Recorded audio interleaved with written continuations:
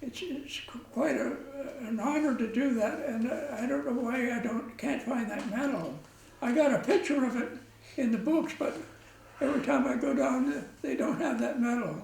Okay, well, that's something we can maybe help write letters and things. Real quick, that's a really good thing maybe we can wrap up on, John, is I want to make, you kind of saw the map of the Utah I did for the guys, and the poster I did for you is just your picture. It's just big, about this big, so you can have it for school kids. Kind of like, it's really lovely what she's done for him, so, you know, a few extra photos there.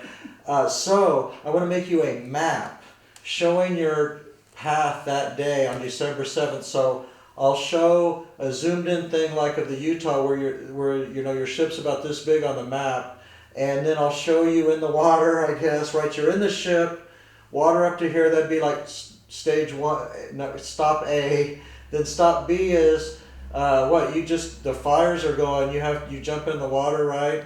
And you got covered with oil, then they pull you in the boat, that's like number C. Then you go over to what, Mary Point? Or I should let you tell this. Well, the thing is, I was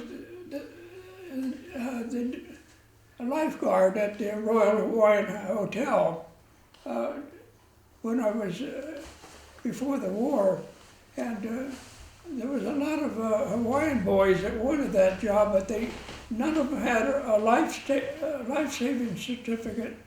So I had one that I got in school, and so I got the job. So I was making $2 an hour as a lifeguard, and I was only making $21 a month in the Navy.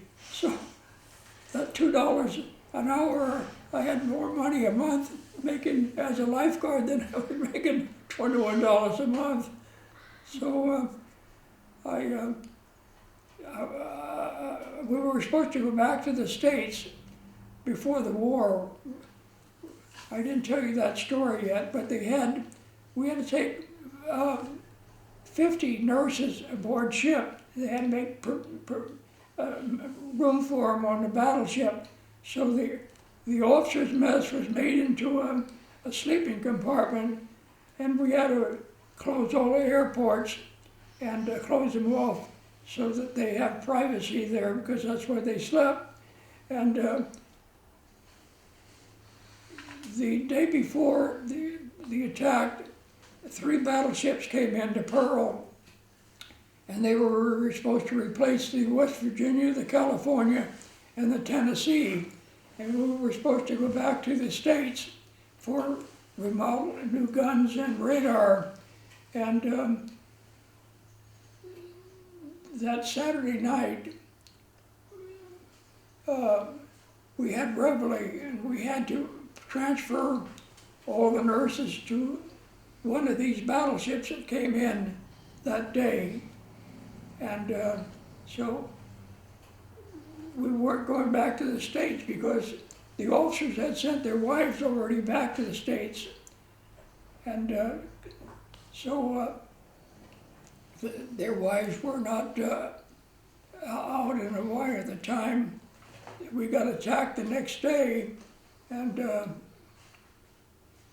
that's why we were there. But we shouldn't have been there. They sent those 3 battleships to the East Coast, and they were going to use them for the attack at Germany at the time. So they had the latest radar equipment and everything, and the admiral at Pearl was so upset because he wanted those ships there, because our ships we had all the old type of ammunition and guns on it. So that's why I was in the water that day. I was going back to try to get my job back, because I had to return my key in, and I told them we wouldn't be there. That's why I was going in the water that day. I figured, well, the war was on, and I had to get these men back, but that's why I was going ready to go to shore early that Sunday morning to make sure I got my job back. But happened to me, Matter of fact, we went back this year, and I visited the Royal Hawaiian, and I said, I'm sorry I wasn't there for duty that day. I hope you forgive me. And they wrote a nice little note on the book. And yeah, show us a couple of pictures here, and then we'll have to, yeah. What'd they write in the book? yeah, that's coming back from Hawaii. Can we see it? Can you turn it around so that? Around, so I can look and see. That was aboard the ship plane. Okay. So you've been going back to Pearl many years, and tell us about last year. Not really, but No, you were there last That year? was the first time since we were stationed there in '62. I did not know that. Wow. Yeah, we never went back. I didn't want to. Hawaii was so neat in the early '60s, and I had seen pictures of what they've done to Oh, it. Would I remember didn't it want like to it go was. back and see it. So, but we did. It was all right, but I wasn't too enthused with it. Sure. Okay, well, thank you all. Thanks, John. Okay. That phone's ringing, Betty. Well, we'll cover it again, but it was quite an experience to go back there.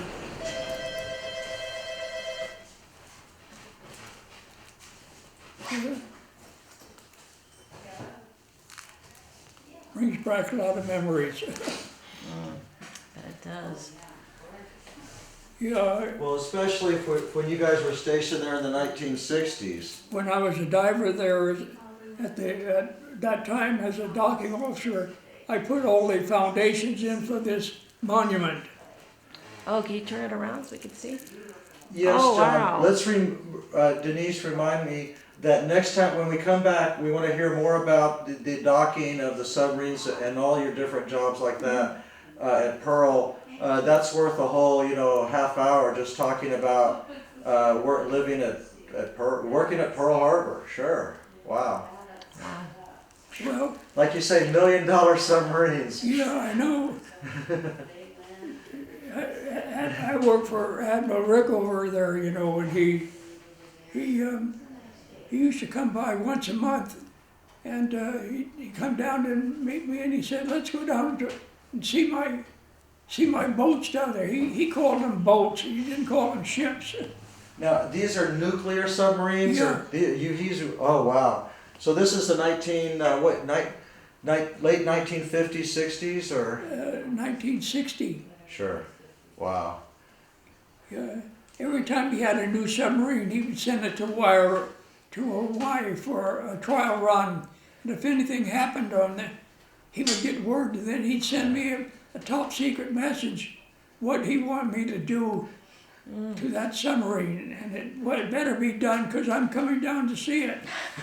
Well, you know what you are, John. Not only are you a Pearl Harbor survivor, you are a Cold Warrior.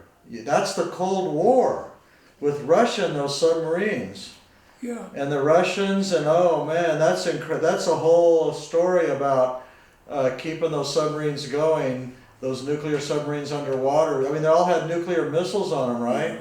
I know when Sure. the Wow. Swordfish went under the ice cap at the North Pole, when she came back, they came to Pearl Harbor, I docked her. I don't know if we're allowed to record. This may be top secret, but go ahead, John. No, it wasn't top secret. Okay. So I docked her, and she had some damage done to her sonar.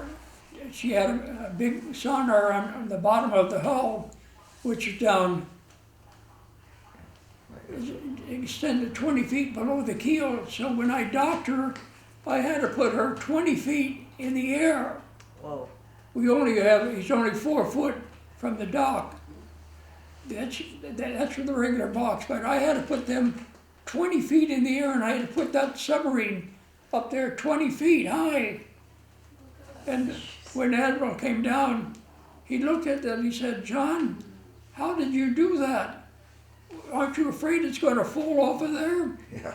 He said, "I think you should have put some large logs running from the side dock to the ship, because if you had an earthquake, it would have flipped over there." I never heard of earthquakes around Hawaii, Right. but they do have them. Yeah, sure. Right. And he looked at it and he says, take a picture of that. I'm going to send it back to the Bureau and show those people down there see that you could put a ship 20 feet in the air. I was the first one to do that. I relieved a full captain. He got killed in Vietnam, and I was assistant docking officer. So I was still carrying it on, and the admiral at the base, he didn't know that I was doing this, and he came down one day and he said, John, he says, I can't get another docking officer. Do you think you can handle the job? I says, I've been doing it for 2 months. I didn't know you'd do that. Right. That's one way to get a job. So I was only supposed to be there 2 years. I had to do 3 years because they couldn't find another docking officer to replace me. Of all the officers in the Navy, they could not find a docking officer to replace me.